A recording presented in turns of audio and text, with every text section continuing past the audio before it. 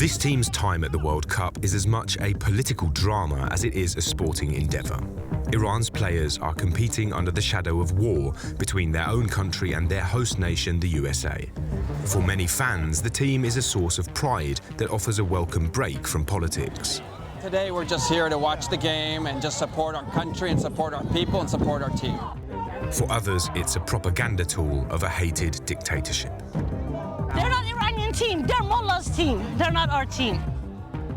We followed Iran in the USA and Mexico, seen firsthand the division among Iranians in the diaspora, and witnessed how the war in their home country has stolen center stage at this World Cup.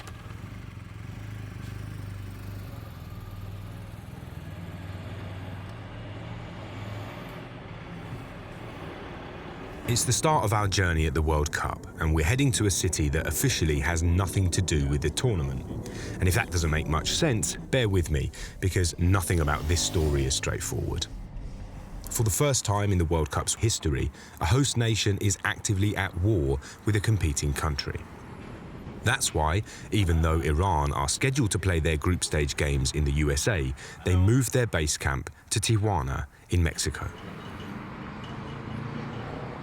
Security around their hotel is tight, but word has got out that the team is in town.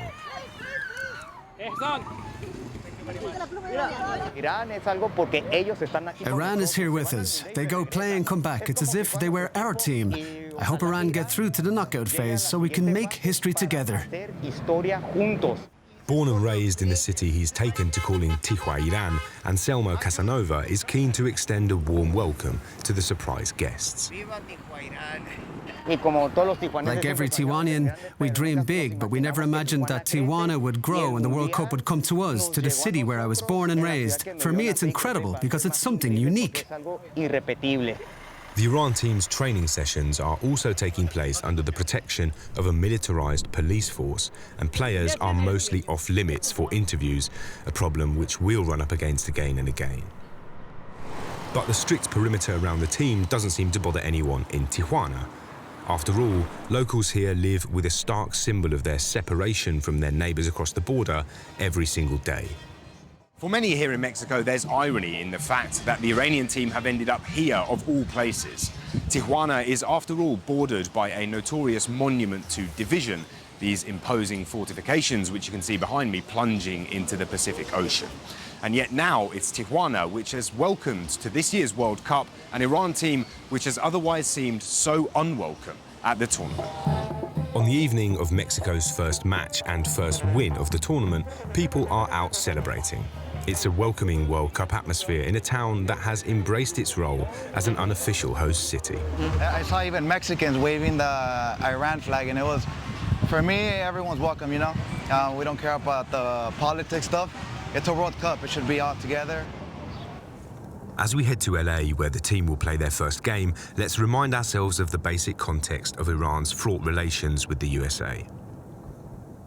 In 1979, the Islamic Revolution toppled the Iranian Shah, a pro-Western leader who himself was installed in a US-backed coup 16 years earlier.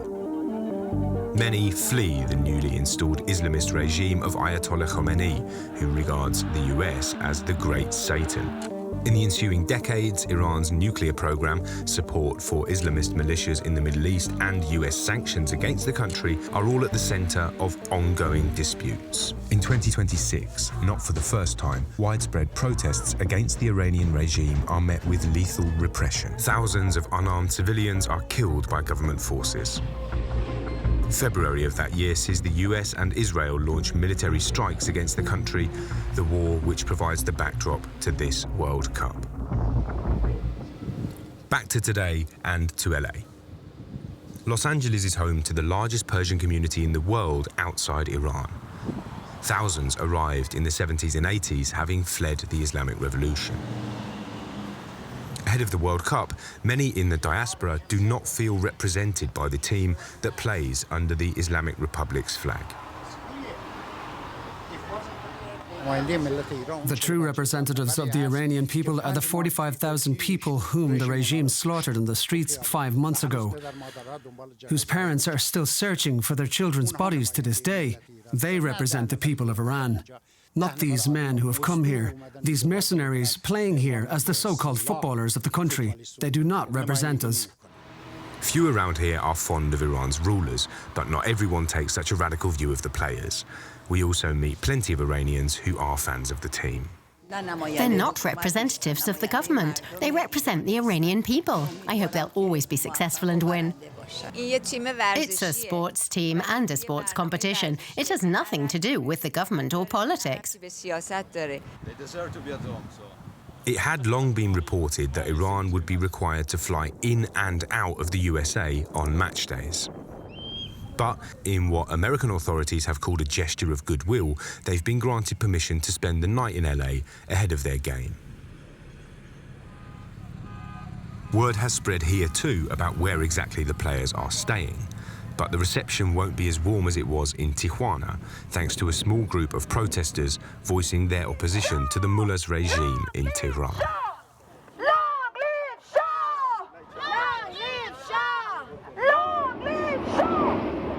On match day, the protests continue. The lion and sun emblem, the traditional pre-Islamic revolution flag of Iran, is everywhere. FIFA has banned it inside stadiums, labelling it a political symbol.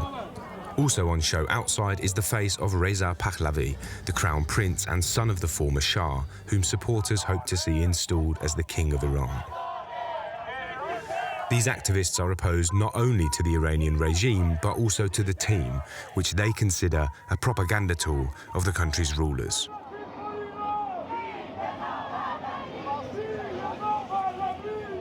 We want this team to lose. We don't deserve to win. They have had opportunities to be a voice for the Iranian people, for the youth that basically was annihilated on the streets. Honestly, deep down in my heart, I wish that they were not here. A few meters down the road, supporters of the team are making their way into the stadium. To do so, they must walk past protesters whose tone has become more forceful. They're greeted by chants of "Shame on you," "terrorist," and more.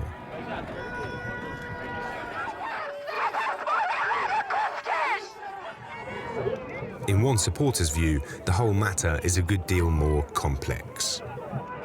I think the team are put in a bad position. You know, if they do certain things, their lives and their families' lives are threatened in the country. We're against this Islamic Republic government, but, you know, we're lifelong soccer fans, and we're just trying to separate politics from sport. Inside the stadium, the Islamic Republic's anthem is greeted by cheers and boos. After their draw against New Zealand, Iran are required to leave the country immediately. Head coach Amir Galanoui tells reporters that his team is the most oppressed at the World Cup. We want to hear more from the team and those close to it. It's 2 days before the second Iran game at this World Cup. And the team is in Tijuana at the moment, but we're currently on the way to Orange County, where we've been promised an interview with the Iranian Consul here in the United States. Now, so far, that is as close as we're able to get to the team. It's an exclusive meeting with the high-ranking official who is the nearest thing that Iran has to an ambassador here in the US. Recently, Abolfazl Merabadi has spent much of his time focused on the World Cup. Unfortunately, they give them the visa in the last minute. That was very hard for the team. Our team is not being giving the same opportunity as the other teams. I ask whether politics plays a part in the selection of the squad. After all, star striker Sardar Azmoun was not included, and many believe this has to do with him angering the regime by expressing solidarity with the Iranian opposition. To the best of my knowledge and best of my information, Sardar Azmoun was not physically ready to participate in the game. I also ask whether the team have been affected by the protests against their presence. We are expecting our Iranian diaspora at least put the political issue on the side and totally support the team because they are the host. You know, we had a few incidents, they were against team, but that's acceptable, it's a democracy. At the end of our conversation with the consul, he promises us his help in trying to organise interviews with players, something which has so far proved impossible. So the next day, which is 1 day before Iran's next fixture, we travel back to the team hotel in Los Angeles to try and make it happen. We managed to get an exclusive look behind the scenes where, away from the glare of public attention and the weight of the political pressure, the team seem extremely relaxed. That's perhaps somewhat surprising given the extraordinary position they find themselves in, the noise of the protests and the sporting challenges that they face. But this peek behind the curtain is as much as we'll get.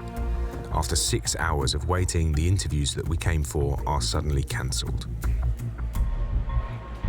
Iran's second game at the World Cup sees them return to the same stadium in the heart of the Iranian American diaspora, LA.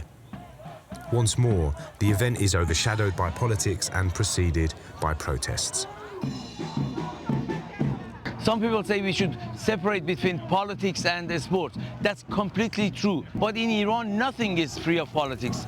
The sea of lion and sun emblems outside the stadium more or less disappears inside the ground.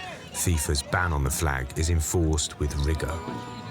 As soon as I bring the flag, somebody from FIFA came in and they asked me, okay, you need to hide that. After full time, the conflict between those who despise the team and those who support it continues. Later on, the Iranian Football Federation releases to journalists a photograph of a message left behind in the team changing room, which calls for peace, respect and friendship among all nations. They follow up with an AI-generated video showing players paying tribute to the victims of a missile strike that killed 168 people at an elementary school in February. Iran blames the US for the attack. Whether players are co-opted for propaganda videos in the service of the regime or protesters take a stand against the mullah's leadership, politics are never far from the surface for this team. This isn't the first World Cup at which politics have played a major part, but there's not much precedent for the situation that Iran are in this time around. It's an extraordinary story at a tournament which is happening in extraordinary times.